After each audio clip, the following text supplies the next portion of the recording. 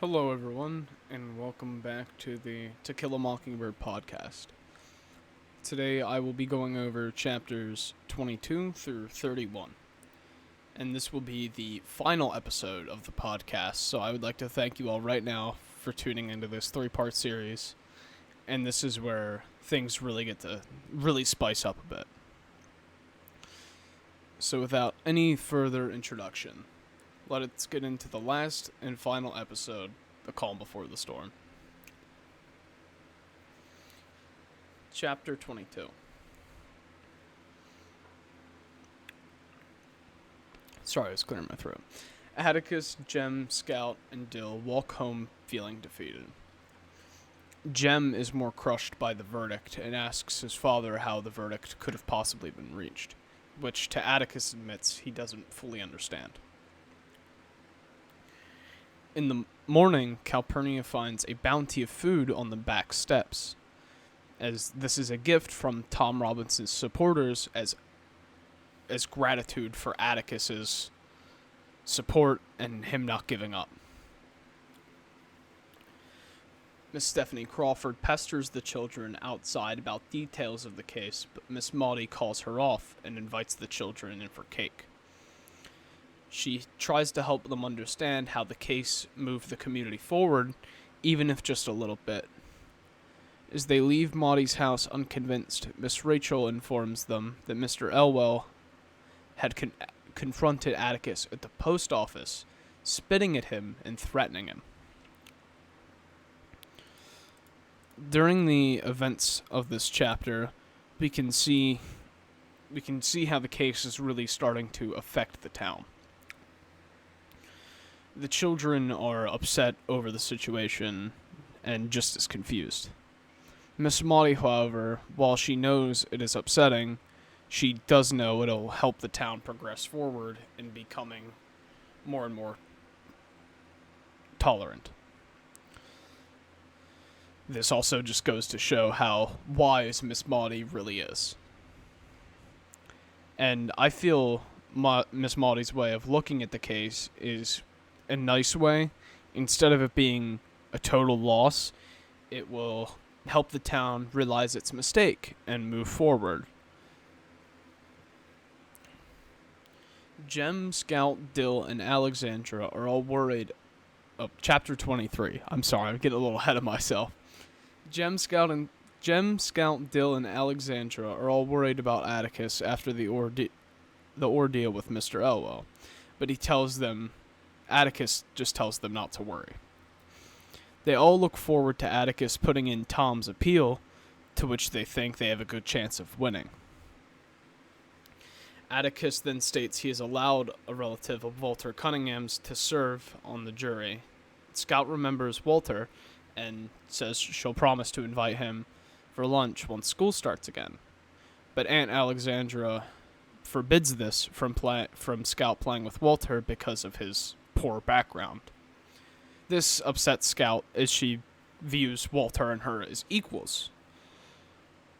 And then Jem adds the comment that he's starting to understand why Boo Radley prefers to remain indoors. In this chapter, the case seems to be slightly cooling off a bit, which is a nice little break for the reader after all that action. Scout and Alexandra have a bit of a quarrel, but in the end, it ends up okay. Nothing major happens. Also, during the chapter, we can see Jem's interest in law as he discusses the appeal with Atticus. Once again, there's also another good metaphor I found to be entertaining, and it's when Scout says that summer is melting away, which I thought that was a really nice play on words. Chapter 24. Let me get a quick drink of water. Chapter 24. With summer nearing its end and Dill about to leave, he and Jem go to Barker's Eddy, where Jem teaches Dill to swim. Alexandra invited her old missionary friends over, but Scout does not really engage in conversation with them that well, and just decides to go make refreshments with Calpurnia instead. Suddenly, Atticus arrives distressed and pulls Alexandra aside to tell her that Tom has been shot and killed. Atticus said that Tom got scared and tried to escape by climbing the fence, in which he was shot 17 times. Atticus and Calpurnia get ready to go to leave to break the news to Tom's wife. The chapter ends off with Alexandra asking how much more will the town throw at Atticus, to which Miss Maudie, in her wisdom, replies that the people's trust in Atticus is a tribute to him, meaning he's earned their trust. Man, this chapter is a heart-wrenching one, as it seemed what seemed a situation in a way that was under control took a turn for the worst. Lee does an amazing job at what feels like a devastating blow to the reader. As us readers hope Tom would escape. Not escape, as us readers hope that Tom would get out of jail, get the appeal, only for that to be shot down in the worst way possible. This helps the reader realize that Tom in the story symbolizes the mockingbird. This is because he did nothing to hurt anybody, and he only wanted to help Mayo Elwell, but unfortunately that led to his eventual demise, which is very unfortunate. Chapter 25. September has begun, and Jem and Scout are on the porch when Scout notices a roly-poly. Scout goes to crush it when Jem says not to, and to comply with her brother, she just takes it outside. Scout says Jem is becoming more and more like a girl because of this. Scout's thoughts then drift to Dill telling her about how Jem and Dill ran into Atticus on their way home from swimming. Jem convinces Atticus to let them go to Helen Robins's house to deliver the bad news. Dill said she saw her collapse as the news was delivered that Tom was dead. Mr. Underwood, the local newspaper editorial, writes a long newspaper condemning Tom's death as the murder of an innocent man. Mr. Elwell made the awful comment, 1 down, 2 to go. The chapter ends with summer ending and Dill leaving again. Here we can see Jem becoming more and more sensitive due to the case and the outcome of it.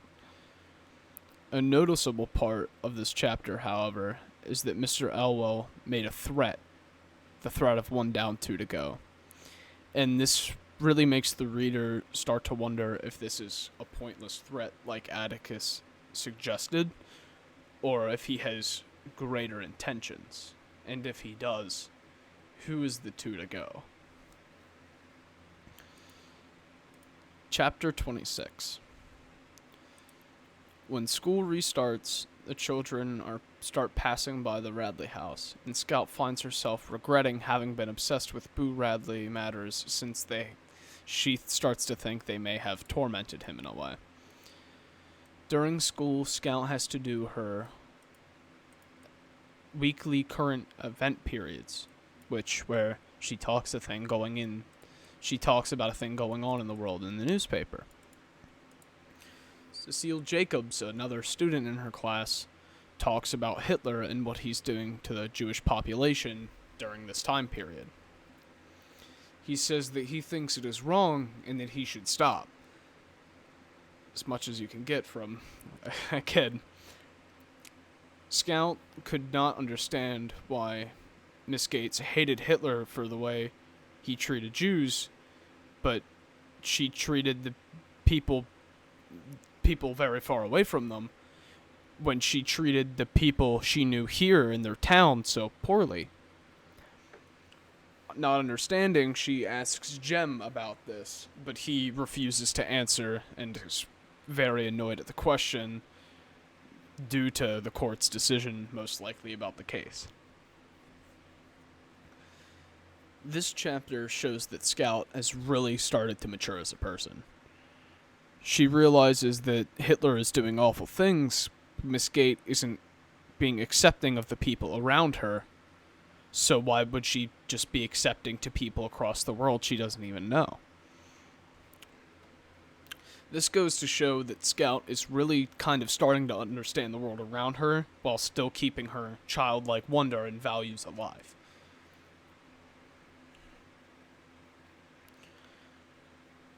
Chapter 27. By October, life starts going back to its normal self.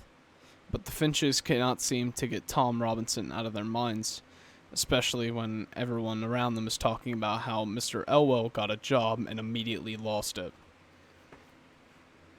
Elwell, of course, unfairly blames Atticus for this for an unknown reason, and this just continues to fuel the fire that is Mr. Elwell's rage.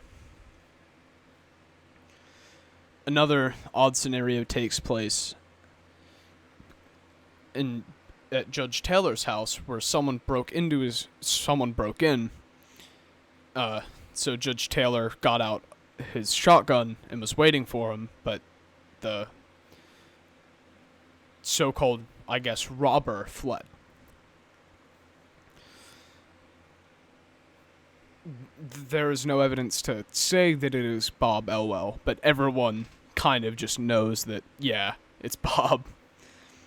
And the third scenario is Bob's harassment of Helen Robinson. Helen had recently gotten a job in Link Dia's house, and to get there she had to pass the Elwells, where she gets harassed. Eventually, Bob takes it too far and starts kind of following her, which is just wrong. He keeps harassing her. Diaz goes to Elwell and threatens to end this harassment towards Helen, or he'll get the cops involved. And at the end of this chapter, moving away from Bob Elwell, one of Aunt Alexandra's missionary friends decides to start a school pageant for what things Maycomb produces. And Scout gets the role of the ham. Here we can really see Bob Elwell starting to get intimidating with his threats. This is very large foreshadowing at this point, as we know Bob's threat of 2 down, 1 to go might be an actual threat, as he made advances to try to break into Judge Taylor's home.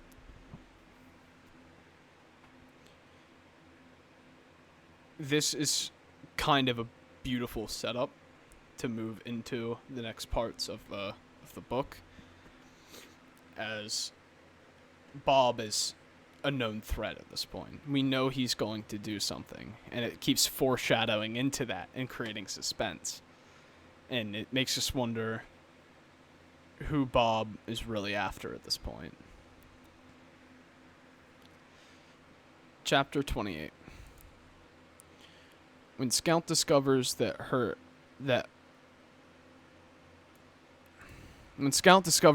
Atticus and Aunt Alexandra can't make it to the pageant, she performs their part in the kitchen wearing the bulky ham costume. So Jem and Scout leave for school the night where the pageant's being held, and the path is rather dark. They are startled by Cecile Jacobs when he jumps out at them. Once they get to the school, Jem joins his friends while Cecile and Scout run to the play before the play started. When the presentation/play kind of starts, Scout is late for her position, forcing the host to call for her twice, which amuses the crowd a little bit but embarrasses Scout. She leaves her costume on while walking home, as she forgets her shoes. She forgets her shoes, and she's wearing the costume to also hide a bit of her embarrassment. Once on the dark path, Jem starts hearing movement behind him. Not Scout's movement, but another person's. Scout, of course, thinks this is Cecile trying to jump out at them again and spook them. But when they get no response, the tension starts to rise a little. They start walking again, and they hear more footsteps coming at them quicker. This is when Jem takes Scout and they start running. They don't get far when Scout trips on her ham costume and falls. Jem attempts to grab her and pull her up, but they do not get far with Scout stuck in her costume. Once they get near the road, Scout feels her brother's hand leaving hers. And in a second, she hears a struggle occur and him scream in a different spot. And she turns towards to run in the direction. At this point during the fight, we realize that this is in fact Bob Elwell, who is attacking the kids unexpectedly. All of a sudden, the attacker is thrown to the ground. Well, Bob is thrown to the ground by yet another stranger. And just as the fight begins, it ends. Scout calls for Jem, but he does not answer. She then sees a man coughing by a tree, and the man starts staggering toward the streets, carrying something heavy. And when he reaches the streetlights, the Scout realizes the man was carrying Jem towards their house.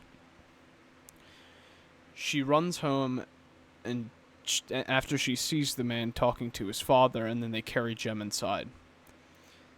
The doctor is called, and the sheriff arrive as well after some time, while the doctor examines Jem's condition.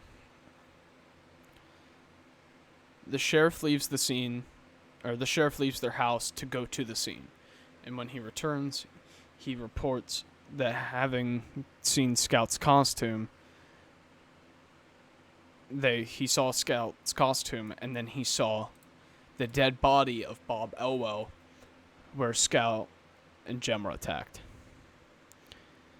And Mr. Elwell had a knife stuck under his ribcage. This is a very event-filled chapter, with a very sudden and scary approach that will shock a reader, and I know it shocked me a fair bit. I enjoyed reading the chapter as everything kind of ran together so naturally, like it fit well. None of it felt forced, and all of the events flowed well together. And in this chapter, a theme of good versus evil shows up again, is Bob, being evil, attacks the kids to get back at Atticus for the cakes, and the unknown rescuer is the good in this scenario, as he saves the kids from Bob. Chapter 29. The sheriff urges Scout to narrate what happened, and through her explanation, Tate and Atticus put the pieces of the attack together. When Scout gets to the part where another stranger came in to help them, the sheriff asks her who it was. And then she points to the stranger sitting in the corner of their house. She studies him through her tears, and from his clothing to his hands, and when she gets to see his face, the stranger smiles. And then Scout realizes she's looking at Boo Radley. While this is a very short chapter, it makes all the difference. We finally, after all this time, get to meet the legendary Boo Radley. His appearance was beautiful, and he showed up finally to save the kids' lives. I love this detail. It makes it so Boo Radley is no longer the scary monster that he was, but he is now that now just couldn't be further from the truth. Boo, or Arthur Radley, is in a sense a hero of the story. He saved the lives of Jem and Scout when it mattered most. Not to mention he overcame staying indoors after all this time just to help them. This, to me at least, speaks volumes about the amazing writing Lee uses to make her characters feel like real people, with their own lives, their own dreams, and their own aspirations. Chapter 30. The doctor tells everyone to leave the room for him and Jem, and though anxious, Scout guides Boo to the porch where the discussion continues. Atticus tries to defend his son, claiming he killed Elwell in self-defense, while Tate says multiple times that Jem did not kill Elwell and that he fell on his knife. Atticus insists on his side of the story, but after some time he realizes what the sheriff's trying to do.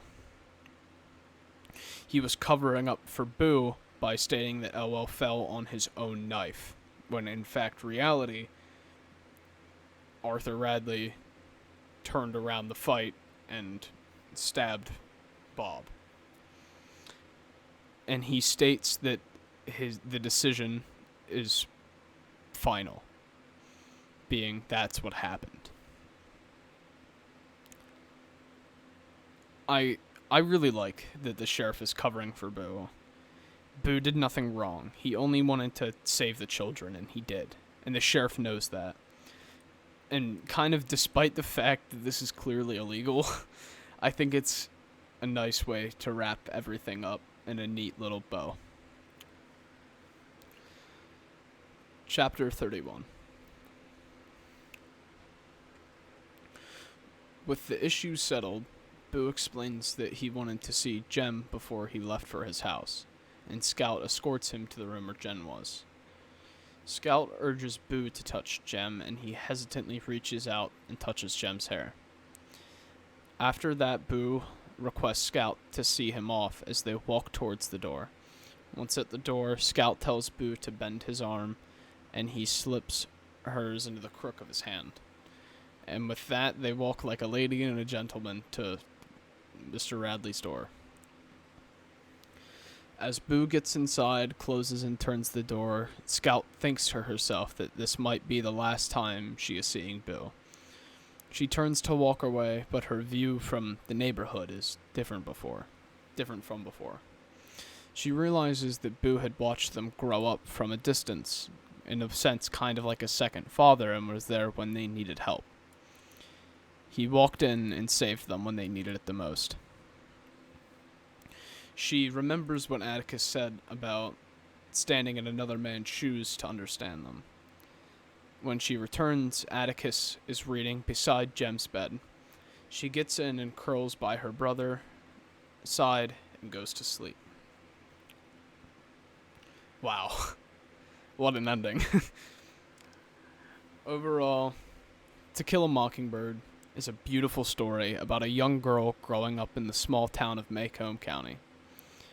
We get to see her grow and learn as she deals with the prejudice of the South around her. She decides and learns right from wrong with the help of her father Atticus and the rest of her family. She makes friends, enemies, and quote-unquote fights a battle for a man's innocence, only for that to be taken away unfairly. She moves on, though, making the best with what she has, keeping her childlike innocence alive. She learns to see the world from a different angle, and what it's like to step into someone else's shoes and walk around in them. When she finally confronts Arthur, she smiles and treats him like a lifelong friend. This is the story of To Kill a Mockingbird. It's not a trial, it's not a murder, but a girl growing up and learning about the ever-evolving world around her. And with that, thank you all so much for tuning in to the last episode of the To Kill a Mockingbird podcast. It's been a pleasure, and have a great rest of your day. Goodbye.